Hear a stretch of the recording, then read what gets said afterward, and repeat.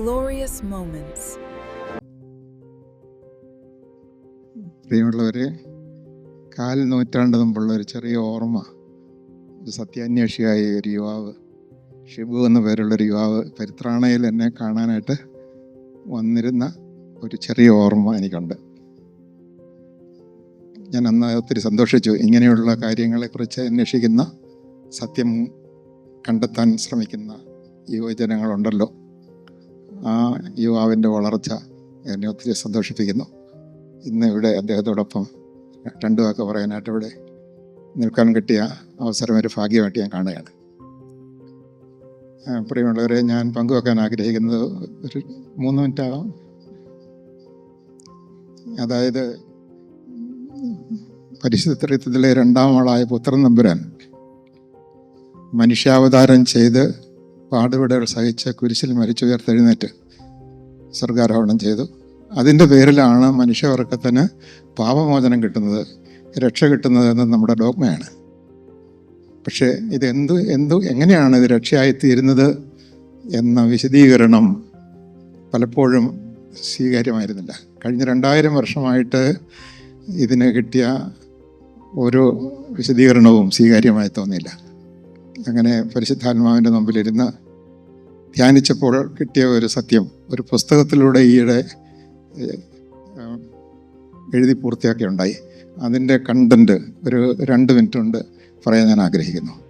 സാധാരണ പറഞ്ഞു കേൾക്കാറുള്ളത് ദൈവത്തിൻ്റെ നീതി എന്ന് പറയുന്നത് തെറ്റ് ചെയ്യുന്നവനെ ശിക്ഷിക്കുക എന്നുള്ളതാണെന്നും, അങ്ങനെ തെറ്റ് ചെയ്യുന്നവനെ ശിക്ഷിക്കാതിരിക്കണമെങ്കിൽ ആ ശിക്ഷ ആരെങ്കിലും പകരക്കാരനായിട്ട് വന്ന് മനുഷ്യന് വേണ്ടി ഏറ്റെടുക്കണമെന്നും, പുത്രൻ തമ്പുരാൻ മനുഷ്യനായി വന്ന് മനുഷ്യനെ ദൈവപിതാവ് വിധിച്ച ശിക്ഷ സ്വന്തം ശരീരത്തിൽ ഏറ്റെടുത്തെന്നും, അങ്ങനെ മനുഷ്യനെ ശിക്ഷാവിധിയിൽ നിന്ന് ഒഴിവാക്കിയെന്നൊക്കെയാണ് പറഞ്ഞു വരുന്നത്.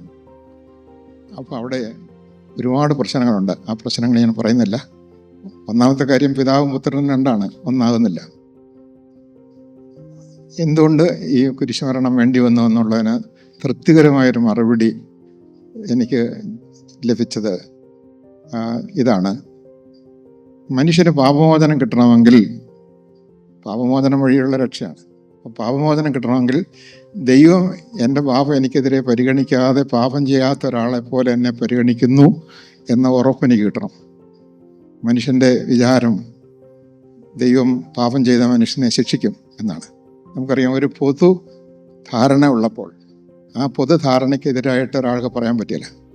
ഉദാഹരണത്തിന്, ഭൂമി പരന്നതാണെന്ന് കരുതിയിരുന്നൊരു കാലത്ത് ഭൂമി ഉരുണ്ടതാണെന്ന് പറയാൻ ഒരാൾക്ക് പെട്ടെന്ന് ധൈര്യം കിട്ടിയില്ല. അത് പറഞ്ഞാൽ ആരും ഒട്ടും സ്വീകരിക്കുകയില്ല. അപ്പം അതുകൊണ്ട് എല്ലാവരുടെയും മനസ്സിൽ കിടക്കുന്നത് ദൈവനീതി എന്ന് പറയുന്നത് തെറ്റ് ചെയ്തവരെ നീതിപൂർവ്വം ശിക്ഷിക്കണം, അല്ലെങ്കിൽ ആ ശിക്ഷയ്ക്കൊരു പരിഹാരമായിട്ട് വേറെ ആരെങ്കിലും അത് ഏറ്റെടുക്കണം എന്നൊക്കെയുള്ളതാണ്. പക്ഷേ ഇവിടെ നമ്മൾ കണ്ടെത്തുന്ന ഒരു സത്യം, ദൈവം മനുഷ്യൻ്റെ പാപം അവർക്കെതിരെ പരിഗണിക്കുക പോലും ചെയ്യാത്ത സ്നേഹമാണ്. പക്ഷേ ഇത് മനുഷ്യനെ വിശ്വസിപ്പിക്കാൻ വളരെ ബുദ്ധിമുട്ടാണ്.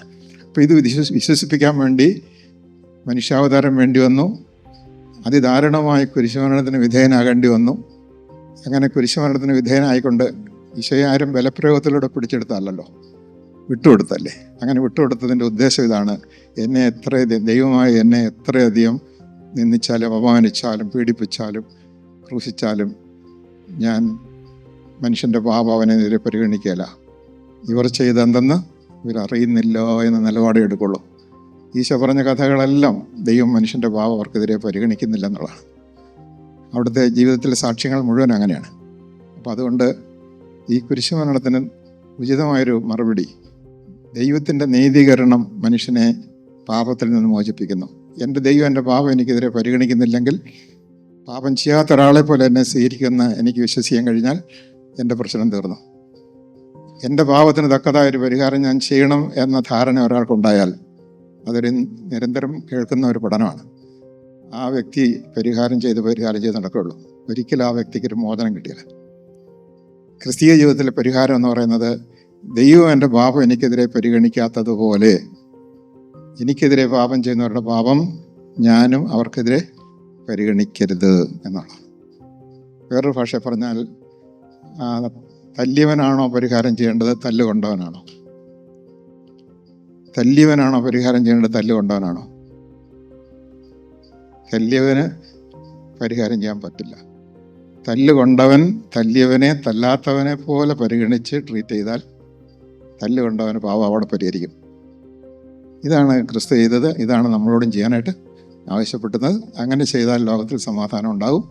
ക്രിസ്തീയത ലോകത്തിൽ സമാധാനം കൊണ്ടുവരുന്നത് അങ്ങനെയാണ്.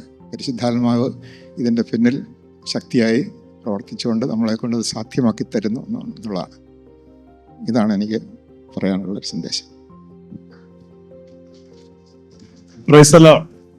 നമ്മുടെ അച്ഛൻ എനിക്ക് മുന്നമേ ഗ്ലോറിയസ് ഗോസ്പൽ പ്രസംഗിച്ച അച്ഛനാണ്. മൈക്കിൾ പനച്ചിക്കലച്ചൻ്റെ യൂട്യൂബ് ചാനലൊക്കെ ഉണ്ട്, നിങ്ങൾ ശ്രദ്ധിച്ചാൽ കേൾക്കാം. പക്ഷെ കുറച്ച് പരിമിതിയുണ്ട്. അത് അച്ഛൻ്റെതായ പരിമിതികളാണ്, അച്ഛൻ്റെ പരിമിതിയല്ല.